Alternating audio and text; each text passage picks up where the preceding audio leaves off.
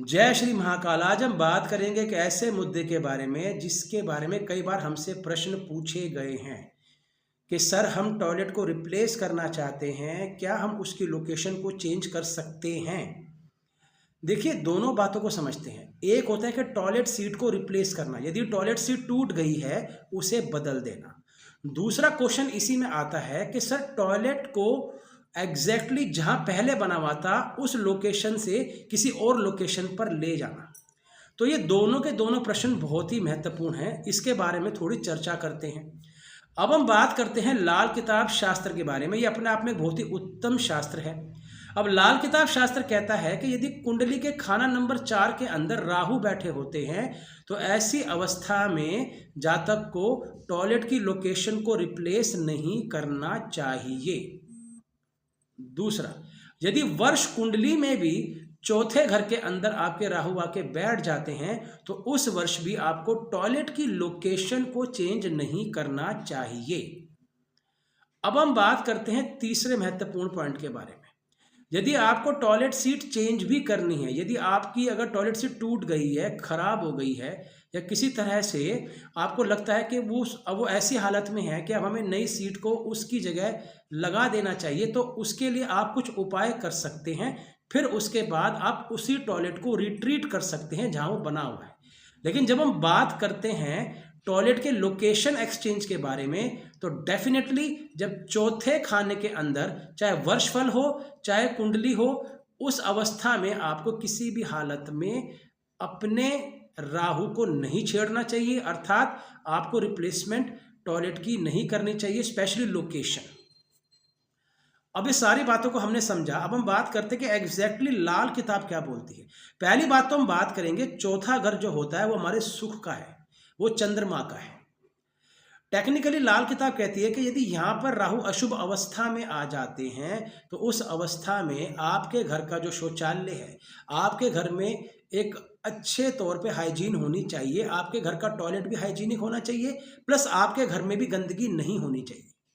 यदि आपके घर का टॉयलेट टूटा फूटा पड़ा हुआ है, पानी लीक हो रहा है, वहाँ पे आपको स्मेल आती है, वहाँ पे आपको अनहाइजीन फील होता है, साथ में आपके घर के अंदर भी चीज़ें डिसमेंटल अवस्था में पड़ी हुई हैं, आपके बिस्तर की जो चद्दरें हैं वो भी सिलवटों में हैं, आप उसे ठीक नहीं करते हैं, तो डेफिनेटली 4th हाउस में बैठे राहु की जो ये लोकेशन है आपके चार्ट में, ये शुभ नहीं है। अब आप ये समझिएगा कि यदि ऐसी अवस्था में गलती से वर्षफल के अंदर भी चौथे खाने में राहु आके बैठ जाते हैं और उस वक्त यदि आप अपने घर में बने टॉयलेट को तोड़ के उसकी लोकेशन को रिप्लेस कर देते हैं तो कई तरह के संकटों का सामना करना पड़ता है। चौथा घर हमारे सुख का है, चौथा घर है हमारे धन का, चौथा घर है हमारे ऐश्वर्य का। तो आप समझ जाइएगा कि खाना नंबर 4 के सारे कारकत्वों में कमी अवश्य देखने में आती है। अब हम बात करते हैं कि यदि कुंडली के खाना नंबर 12वें में राहु बैठे हुए तो क्या अवस्था होती है। तो लाल किताब कहती है यदि ऐसी अवस्था में व्यक्ति छत के ऊपर टॉयलेट बना देता है या छत पर किसी भी तरह से तोड़फोड़ करना शुरू कर देता है तो ऐसी अवस्था में 12वें खाने में बैठे राहु के भी आपको शुभ फलों की प्राप्ति नहीं होगी।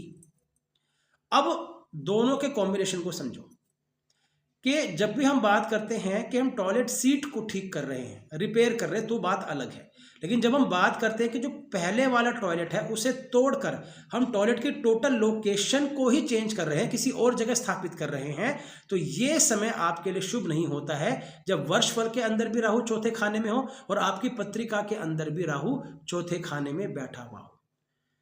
अब शास्त्र कहता है कुछ उपाय के द्वारा, पहले तो आप ये समझें कि जब आप उपाय करते हैं तो उस वक्त के हालात कैसे, तभी आप इन उपायों को आगे कर सकते हैं, मतलब टॉयलेट की सीट को चेंज कर सकते हैं।